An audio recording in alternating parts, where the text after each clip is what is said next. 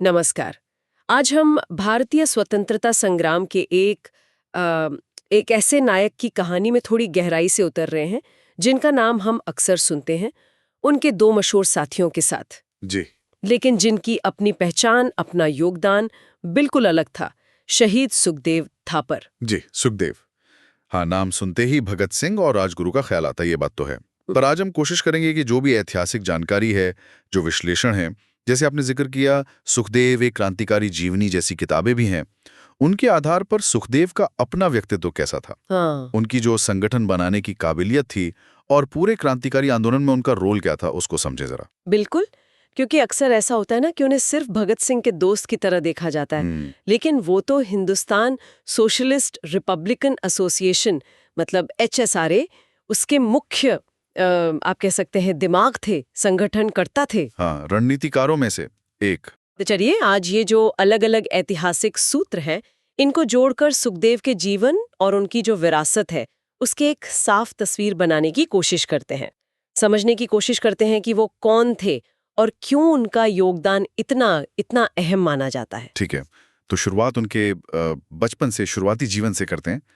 पंजाब के लायलपुर में उनका जन्म हुआ और उन पर अपने चाचा लाला अचिंतराम, जी। उनका काफी गहरा असर था। वो खुद भी स्वतंत्रता सेनानी थे, अच्छा। पर सिर्फ परिवार का असर नहीं था।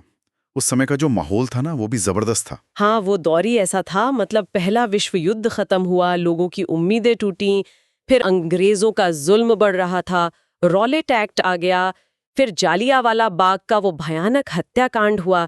तो क्या हम ये कह सकते हैं कि इन सब चीजों ने एक किशोर सुखदेव के मन पर बहुत गहरा असर डाला होगा? निश्चित रूप से। आप सोचिए ना, 1919 में जब जालियांवाला बाग हुआ, सुखदेव सिर्फ 12 साल के थे। तो ऐसी घटनाओं ने उस पूरी पीढ़ी के जो नौजवान थे, उनके मन में अंग्रेजी हुकूमत के खिलाफ एक जबरदस्त गुस्सा भर दिया था, और कुछ कर गुजरने की बेचैनी भी। हाँ। फिर वो लाहौर के नेशनल कॉलेज में पढ़ने गए, और वो कॉलेज तो जैसे क्रांतिकारियों की नर्सरी ही बन गया था। वहीं पर भगत सिंह, भगवती चरण वोरा, यशपाल, ये सब जो आगे चलकर बड़े क्रांतिकारी बने, उनसे उनकी मुलाकात हुई। ये कॉलेज सिर्फ किताबों की पढ़ाई नहीं कराता था, ये राजनीतिक चेतना जगाने का एक बहुत बड़ा सेंटर था उस वक्त। और यहीं से शायद उनकी क्रांतिकारी सफर की असल शुरुआत हुई। HSRA में उनकी भूमिका कैसे बनी, क्योंकि उन्हें तो संगठन का दिमाग कहा जाता है। बिल्कुल।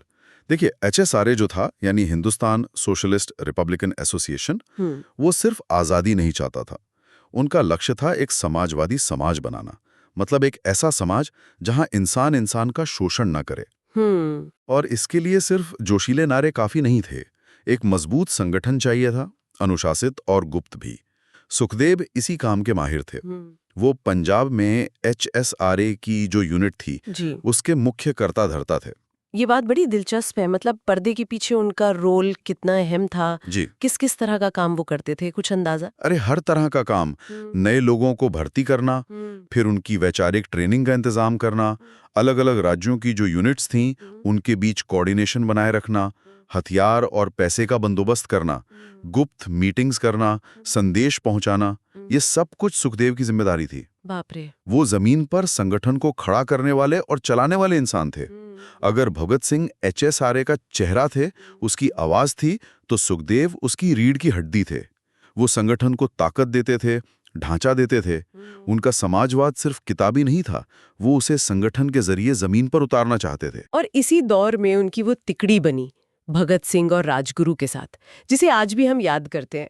ये दोस्ती सिर्फ पर्सनल थी या विचारों की भी थी? ये दोस्ती बहुत गहरी थी, इसमें कोई शक नहीं। लेकिन इसकी बुनियाद जो थी, वो साझा क्रांतिकारी विचार थे, लक्ष्य थे। तीनों ही देश के लिए मर मिटने को तैयार थे। तीनों ही समाजवाद के रास्ते पर चलना चाहते थे। हाँ। भगत सिंह वो गहरे विचारक थे, पढ़ने लिखने वाले, जबरदस्त बोलते थे। सुखदेव, जैसा हमने कहा, बेहतरीन ऑर्गेनाइजर थे, रणनीतिकार थे। और शिवराम राजगुरु वो अचूक निशानेबाज थे, बहुत साहसी। तो ये तीनों एक दूसरे को पूरा करते थे एक तरह से। क्या उनके बीच कभी बहसें भी होती थी, विचारों में टकराव? बिल्कुल होती होंगी। देखिए, जहां गहरे विचार होंगे, जहां इतनी बड़ी जिम्मेदारी होगी, वहां बहस और असहमति तो स्वाभाविक है। जो ऐतिहासिक विवरण मिलते हैं, उनसे पता चलता है कि वो घंटों रणनीतियों पर, विचारों पर बहस करते थे। हो सकता है किसी एक्शन के तरीके को लेकर या संगठन की दिशा को लेकर उनमें मतभेद भी रहे हों। अच्छा। लेकिन ये मतभेद उनके जो कॉमन गोल थे और एक दूसरे के लिए जो सम्मान था, उस पर कभी हावी नहीं हुए। उनकी दोस्ती जो थी वो विचारधारा की कसौटी पर कसी हुई दोस्ती थी।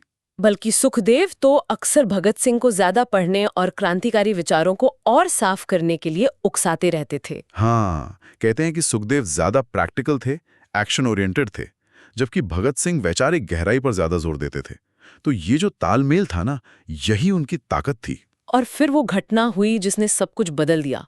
लाहौर षड्यंत्र केस, जॉन सॉन्डर्स की हत्या, लाला लाजपत राय की शहादत का बदला लेने की ये जो कार्रवाई थी, ये तो एचएसआरए के इतिहास में एक मील का पत्थर है। इसमें सुखदेव की क्या भूमिका थी? इसमें सुखदेव का रोल बिल्कुल सेंट्रल था। देखिए, प्लान तो था कि लालाजी पर लाठीचार्ज का ऑर्डर देने वाले पुलिस अफसर जेम्स स्कॉट, उसको मारा जाए, लेकिन गलती से जॉन सॉन्डर्स मारा गया। हाँ, ये गलती हुई थी। तो इस पूरी कार्रवाई की जो प्लानिंग थी, रेकी करना, हथियार कहाँ से आएंगे, कौन कहाँ खड़ा रहेगा, भागने का रास्ता क्या होगा, ये सारी जिम्मेदारियां मुख्य रूप से सुखदेव ने ही संभाली थी। अच्छा। वो सीधे गोली चलाने वालों में शामिल नहीं थे। वो भगत सिंह और राजगुरु थे, लेकिन वो उस पूरी टीम के दिमाग थे जो इस ऑपरेशन को कर रही थी। अच्छा। और कहा तो ये भी जाता है कि घटना के बाद भगत सिंह और राजगुरु को लाहौर से सुरक्षित निकालने की जो योजना थी, वो भी सुखदेव ने ही बनाई थी। इस घटना का असर क्या हुआ? अंग्रेजी हुकूमत तो मतलब बौखला गई होगी। पूरी तरह। आप सोचिए, एक ब्रिटिश पुलिस अफसर की दिन दहाड़े हत्या, इसने पूरे ब्रिटिश साम्राज्य को हिलाकर रख दिया। नतीजा, बड़े पैमाने पर गिरफ्तारियां शुरू हुई, एचएसआरए के ठिकानों पर छापे पड़ने लगे, पूरा सरकारी तंत्र लग गया क्रांतिकारियों को पकड़ने में, और इसी के चलते फिर लाहौर षड्यंत्र केस चला। लेकिन इसका एक दूसरा पहलू भी था। इस घटना ने एचएसआरए और उसके नेताओं को, भगत सिंह, सुखदेव, राजगुरु, इनको रातों रात पूरे देश में मशहूर कर दिया। आम लोगों में, खासकर नौजवानों में, उनके साहस की चर्चा होने लगी। इसने स्वतंत्रता आंदोलन में एक नई जान फूंक दी। हाँ, भले वो रास्ता ज्यादा खतरनाक था। फिर उनकी गिरफ्तारी हुई। दिल्ली असेंबली बम कांड के बाद तो भगत सिंह और बटुकेश्वर दत्त ने खुद गिरफ्तारी दे दी थी, लेकिन सुखदेव और बाकी साथी बाद में पकड़े गए। और फिर शुरू हुआ वो ऐतिहासिक मुकदमा। हाँ, लाहौर षड्यंत्र केस का मुकदमा। ये सिर्फ एक कानूनी कार्रवाई नहीं थी, ये तो विचारधाराओं की जंग का अखाड़ा बन गया था। सुखदेव, भगत सिंह, राजगुरु और उनके साथियों ने अदालत को ही अपना मंच बना लिया। उन्होंने ब्रिटिश न्याय व्यवस्था का मजाक उड़ाया, अपने जो क्रांतिकारी विचार थे, साम्राज्यवाद का विरोध, समाजवाद, उनको बिना डरे सबके सामने रखा। वो जानते थे कि सजा तो मौत ही मिलनी है, लेकिन उन्होंने डरने या माफी मांगने से साफ इनकार कर दिया। क्या अदालत में सुखदेव के बर्ताव या उनके बयानों के बारे में कुछ खास पता चलता है? वो कैसे थे वहां? जो ऐतिहासिक दस्तावेज हैं वो बताते हैं कि सुखदेव भी भगत सिंह की तरह ही अदालत में बेहद निडर और दृढ़ थे। बिल्कुल वैसे ही उन्होंने जेल में राजनीतिक कैदियों के अधिकारों के लिए लंबी भूख हड़तालें की। वो लगातार अपने साथियों का हौसला बढ़ाते रहे। उनका मानना था कि उनकी शहादत बेकार नहीं जाएगी, वो देश के नौजवानों को जरूर जगाएगी। उन्होंने जेल से कुछ चिट्ठियां भी लिखी, जिनसे उनके विचारों की गहराई और देश के भविष्य के लिए उनकी चिंता का पता चलता है। उन्होंने मुकदमे को कोई गंभीरता से नहीं लिया, बल्कि इसे अंग्रेजी हुकूमत का जो खोखलापन था उसे उजागर करने का एक जरिया बनाया। और आखिरकार 23 मार्च 1931 वो दिन आया जब तीनों दोस्तों को, भगत सिंह, सुखदेव और राजगुरु को, तय तारीख से एक दिन पहले ही लाहौर सेंट्रल जेल में फांसी दे दी गई। इस शहादत ने देश पर क्या असर डाला? इस शहादत ने तो पूरे देश को हिलाकर रख दिया था। शोक और गुस्से की एक लहर दौड़ गई थी।